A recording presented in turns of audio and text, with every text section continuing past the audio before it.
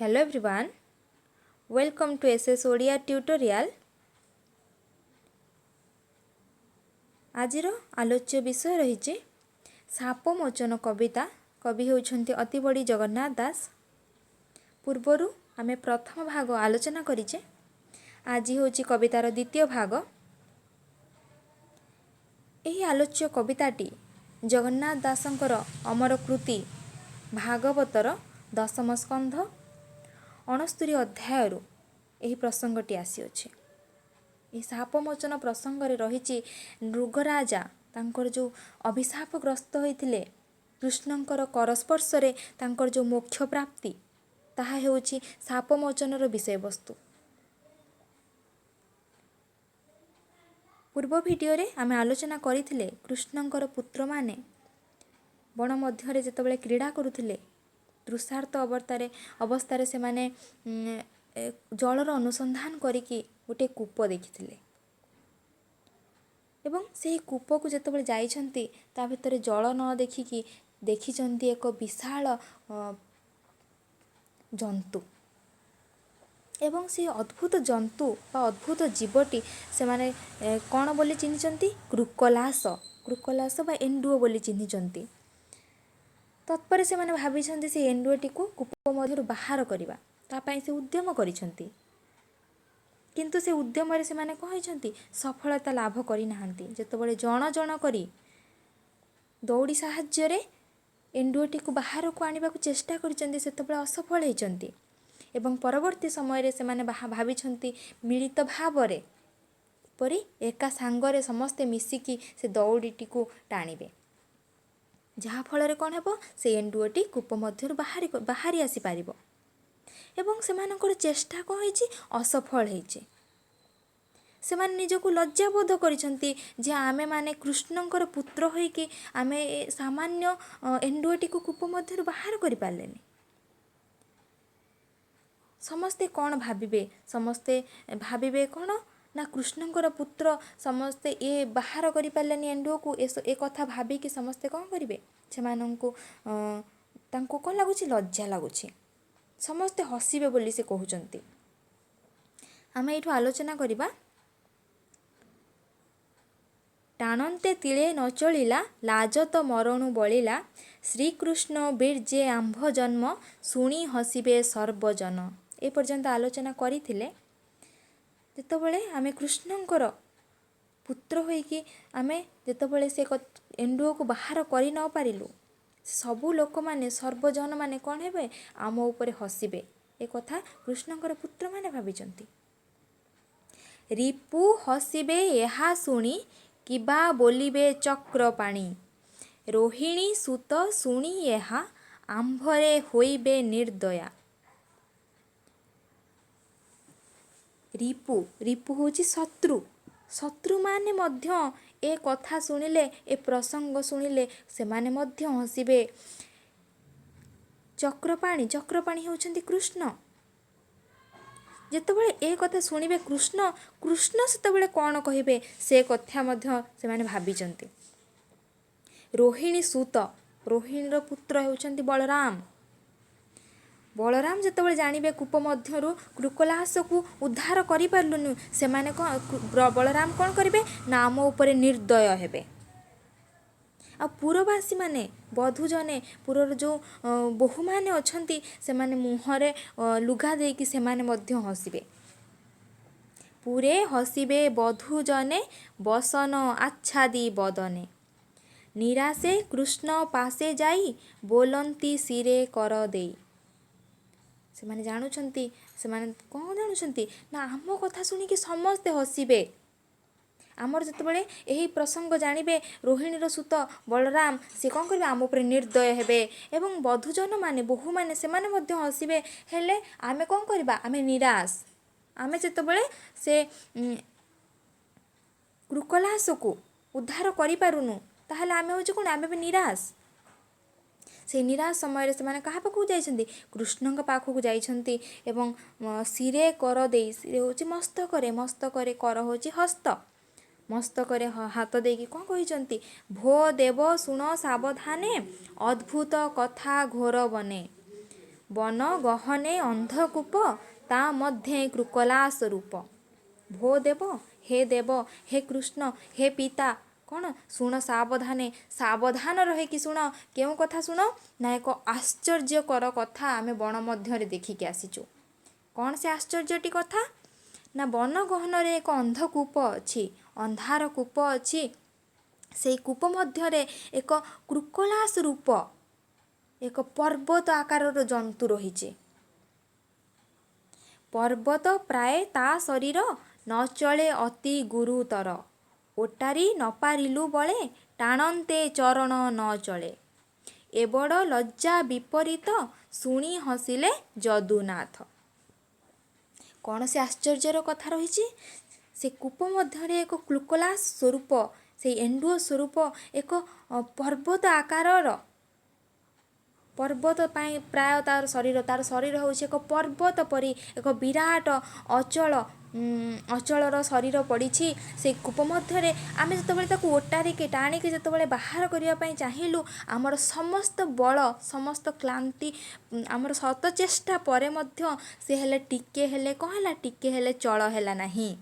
ଇଏ ହେଉଛି ସବୁଠାରୁ ବଡ଼ ଲଜ୍ଜାର କଥା। ଏ କଥା ଯେତେବେଳେ କୃଷ୍ଣ ଶୁଣିଛନ୍ତି, କୃଷ୍ଣ କ'ଣ କରିଛନ୍ତି? ଶୁଣି ହସିଲେ ଯଦୁନାଥ। ଯଦୁନାଥ କୃଷ୍ଣ, କୃଷ୍ଣଙ୍କର ଅନ୍ୟ ନାମ।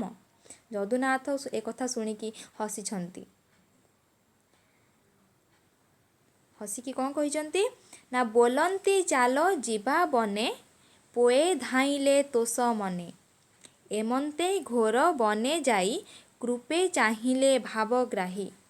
ଦେଖିଲେ ଘୋର ଅନ୍ଧକାର, ନିର୍ଜଳ ତୃଣେ ମହାଘୋର। କଥା ଶୁଣିକି କୃଷ୍ଣ କହିଛନ୍ତି, କୃଷ୍ଣ ବାଳକମାନଙ୍କୁ, କୃଷ୍ଣ ପୁତ୍ରମାନଙ୍କୁ, ଚାଲ ତାହେଲେ ସେ ବନକୁ ଯିବା। ସେ ବଣ ମଧ୍ୟକୁ ଯିବା ବୋଲି ଯେତେବେଳେ ଶୁଣିଛନ୍ତି କୃଷ୍ଣଙ୍କର ପୁତ୍ରମାନେ, ସେମାନେ ସନ୍ତୋଷ ଲାଭ କରିଛନ୍ତି। ତୋଷ ହେଉଛି ସନ୍ତୋଷ ଲାଭ କରିଛନ୍ତି। ଏମନ୍ତ ଘୋର ବନେ ଯାଇ, ଘୋର ବନକୁ ଯାଇକି କୂପେ ଚାହିଁଲେ ଭାବଗ୍ରାହୀ। ଭାବଗ୍ରାହୀ ହେଉଛନ୍ତି କୃଷ୍ଣ, କୃଷ୍ଣଙ୍କର ଅନ୍ୟ ନାମ ଭାବଗ୍ରାହୀ। ଭଗବାନ ଶ୍ରୀକୃଷ୍ଣ ବଣ ମଧ୍ୟରେ ସେ କୂପକୁ ଚାହିଁଛନ୍ତି। କୂପ ପାଖରେ ଯେତେବେଳେ ପହଞ୍ଚିକି କୂପକୁ ଚାହିଁଛନ୍ତି, କୂପ ମଧ୍ୟ ରହୁଛି କ'ଣ? ଅନ୍ଧକାର। ବଣ ମଧ୍ୟରେ ସେ କୂପଟି ହେଉଛି ଅନ୍ଧକାର। କ'ଣ ପାଇଁ ଅନ୍ଧକାର? ବଣ ମଧ୍ୟରେ ଗଛ ମହାଘୋର ଯେଉଁ ଜଙ୍ଗଲ ରହିଛି, ସେ ଯେଉଁ ଗଛର ଛାଇ, ଜଙ୍ଗଲ କୂପଟି ଦେଖାଯାଉଛି ଅନ୍ଧକାରମୟ। ନିର୍ଜନ ତୃଳେ ମହାଘୋର, ଅଦ୍ଭୁତ କୃକଳାସ କାଏ, ଦିଶଇ ଗିରି ଶୃଙ୍ଗ ପ୍ରାୟ। ଅଧ ବଦନ ଊର୍ଦ୍ଧ୍ୱ ଲାଞ୍ଜ, ଦେଖି ଚକିତ ଦେବରାଜ।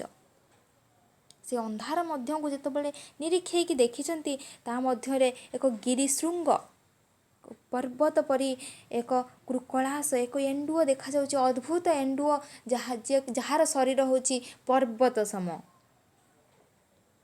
ଅଧୋ ବଦନ ଊର୍ଦ୍ଧ୍ୱ ଲାଞ୍ଜ। ବଦନ ଯେତିକି, ଶରୀର ଯେତିକି, ତାର 2 ଗୁଣ ହେଉଛି ତାର ଲାଞ୍ଜ। ଯେତେବେଳେ ସେ ଅଦ୍ଭୁତ ଜୀବଟିକୁ ଦେଖିଛନ୍ତି ଦେବରାଜ, ଦେବରାଜ ହେଉଛନ୍ତି କୃଷ୍ଣ, ଭଗବାନ ଶ୍ରୀକୃଷ୍ଣ। ଶ୍ରୀକୃଷ୍ଣ ମଧ୍ୟ ଆଶ୍ଚର୍ଯ୍ୟ ହୋଇଛନ୍ତି ଏପରି ଏକ ଅଦ୍ଭୁତ ଜନ୍ତୁକୁ ଦେଖିକି, ଏକ ଅଦ୍ଭୁତ ଏଣ୍ଡୁଅକୁ ଦେଖି। ଦୟା ସାଗର ଦେବ ହରି, ତାଲାଞ୍ଜ ବାମ କରେ ଧରି। କୂପୁ ତୋଳିଲେ ଦାମୋଦର, ମାଳା ଯେସନେ ମାଳାକାର।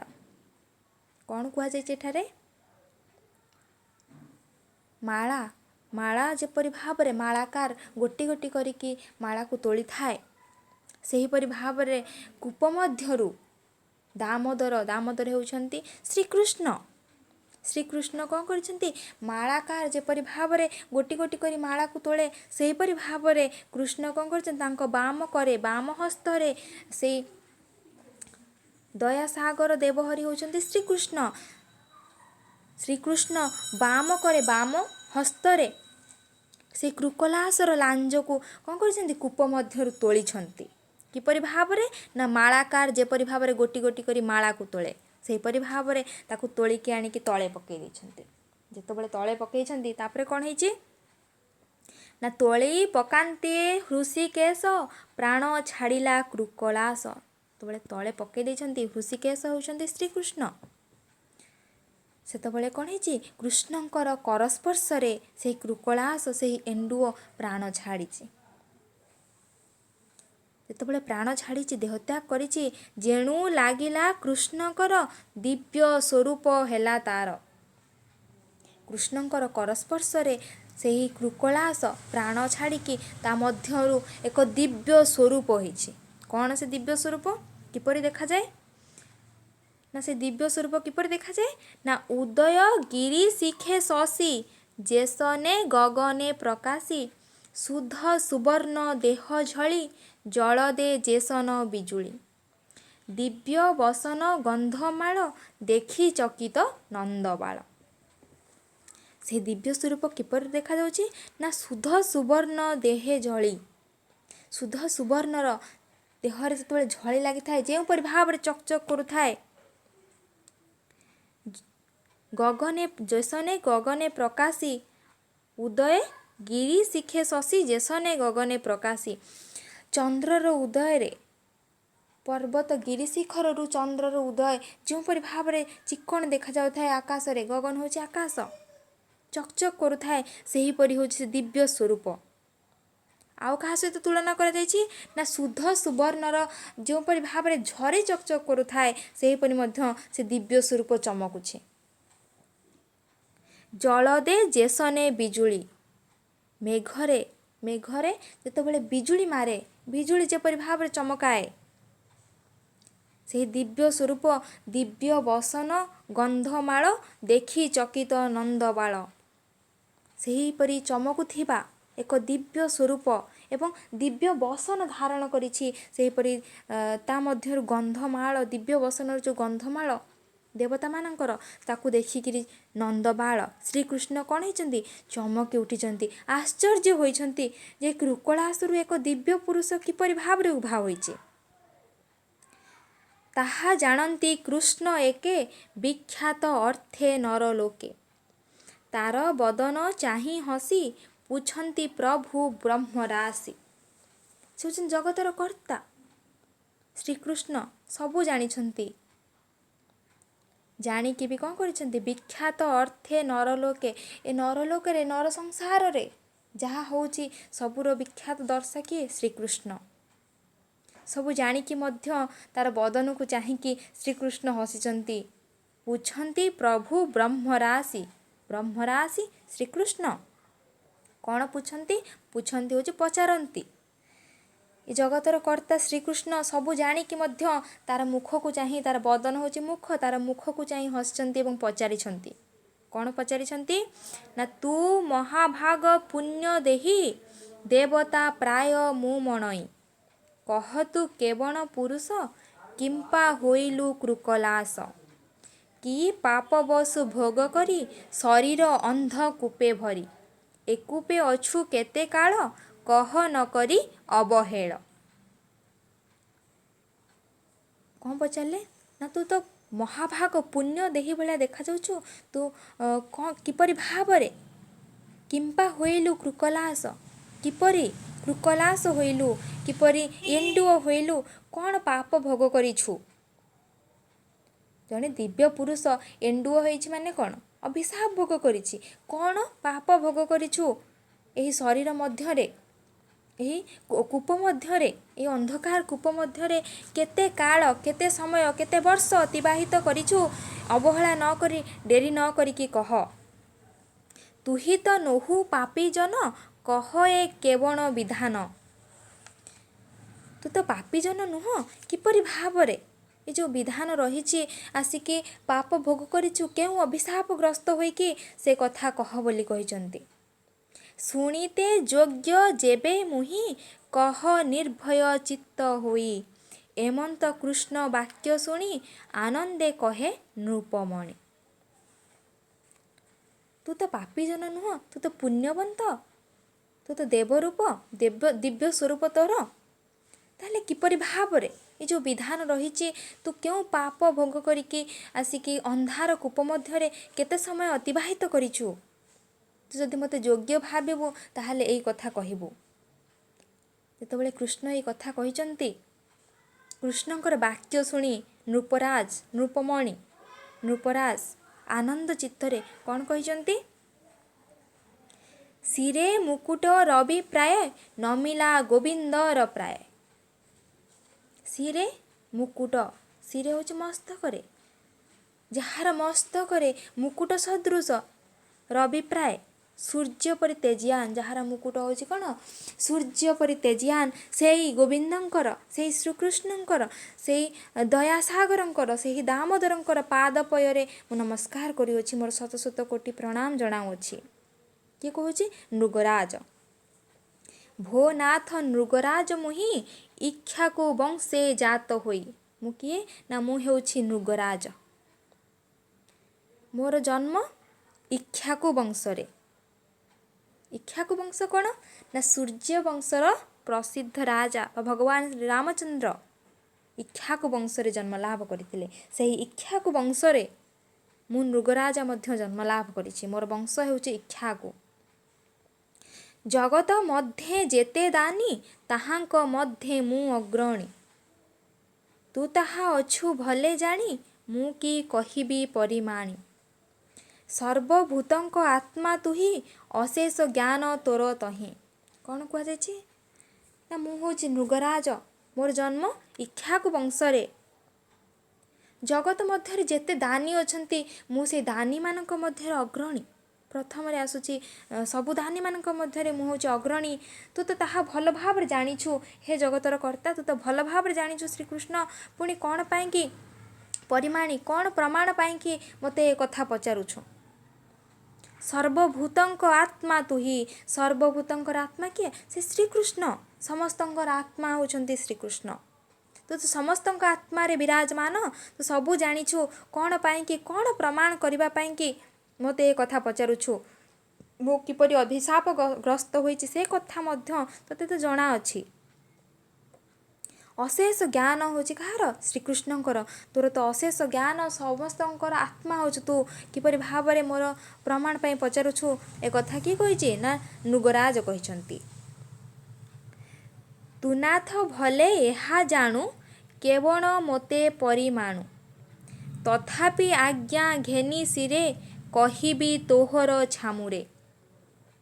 ଭୋନାଥ ଶୁଣ ମୋ ବଚନ, ଅନେକ ଦେଲି ଗୋରୁ ଦାନ। କ'ଣ କୁହାଯାଇଛି? ନା ତୁ ଏହା ଜାଣିକି ମଧ୍ୟ ଯେତେବେଳେ ପ୍ରମାଣ ପାଇଁ ପଚାରୁଛୁ, ତାହେଲେ ତୋର ଆଜ୍ଞାରେ ମୁଁ କ'ଣ କରିବି? ନିଶ୍ଚୟ କହିବି। କାହାର ଆଜ୍ଞାରେ? କୃଷ୍ଣଙ୍କର ଆଜ୍ଞାରେ ନିଶ୍ଚୟ କହିବି ବୋଲି କହିଛନ୍ତି ନୃଗରାଜ। ଭୋ ନାଥ, ହେ ନାଥ, ହେ ସ୍ୱାମୀ, ମୋର ବଚନ ଶୁଣ। କ'ଣ ବଚନ? ନା ମୁଁ ଅନେକ ଗୋରୁ ଦାନ ଦେଇଛି। ସଂଖ୍ୟା କରିବି ମୁହିଁ କେତେ।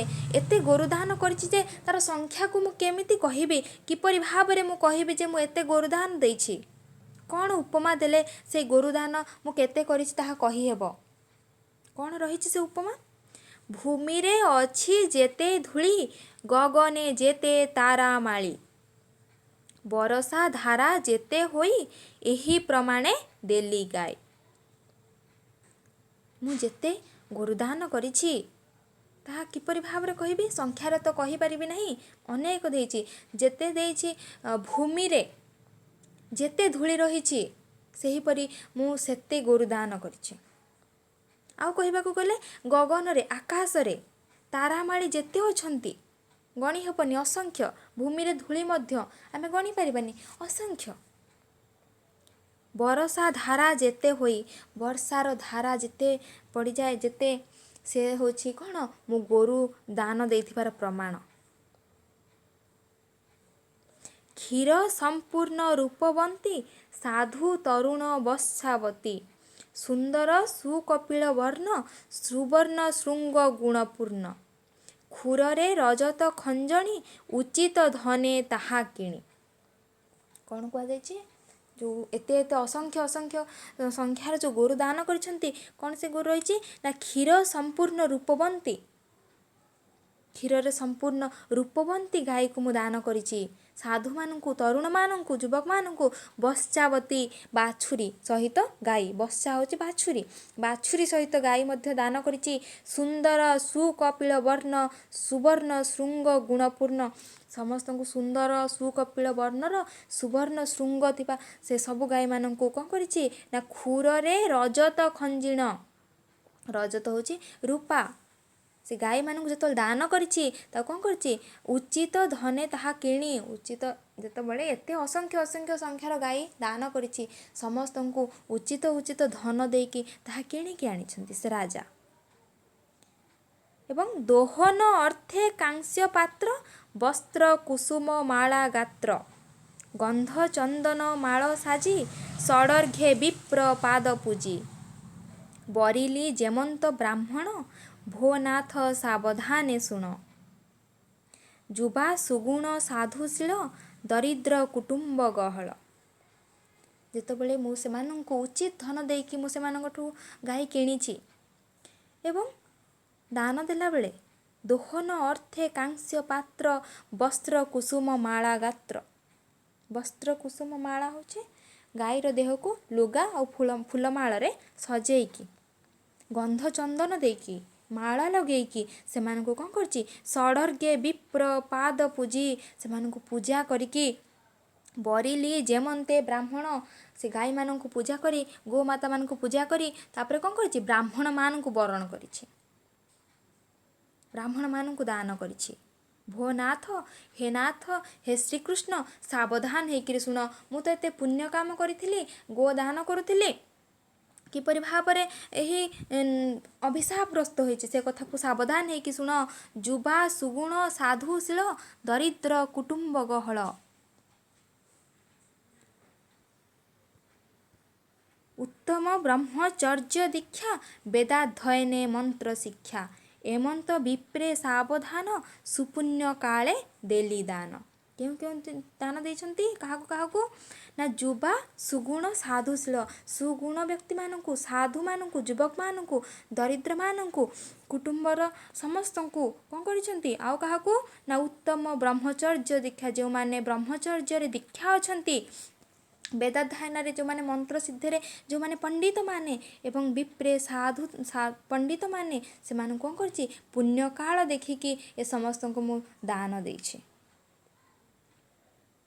ଅଧିକ ଦାନ ଦେଲି ଯେତେ ଶୁଣ କହିବା ତ ଅଗ୍ରତେ, ଏ ଯେଉଁ ଅଧିକ ସମସ୍ତଙ୍କୁ ଦାନ କରିଛି ଅସଂଖ୍ୟ କୋଟି କୋଟି ଗାଈ, ସେ ଯେଉଁ ଅଧିକ ଦାନ ଦେଇଛି ତୋ ଆଗରେ ତୋ ଅଗ୍ରତରେ ତୋ ଆଗରେ ମୁଁ ସବୁ ବଖାଣିବି। କ'ଣ ରହିଛି ସେ କଥା ପରବର୍ତ୍ତୀ ଭିଡ଼ିଓରେ ଆଲୋଚନା କରିବା। ଆଜିର ଭିଡ଼ିଓ ଏଇଠି ଶେଷ ହେଉଛି। ଭିଡ଼ିଓଟି ଭଲ ଲାଗିଲେ ଲାଇକ୍ କରନ୍ତୁ, ଫ୍ରେଣ୍ଡମାନଙ୍କ ସହ ସେୟାର କରନ୍ତୁ, ସବସ୍କ୍ରାଇବ୍ କରନ୍ତୁ, ଯାହାଫଳରେ କି ନ୍ୟୁ ଭିଡ଼ିଓର ନୋଟିଫିକେସନ୍ ପାଇପାରିବେ। Thank you.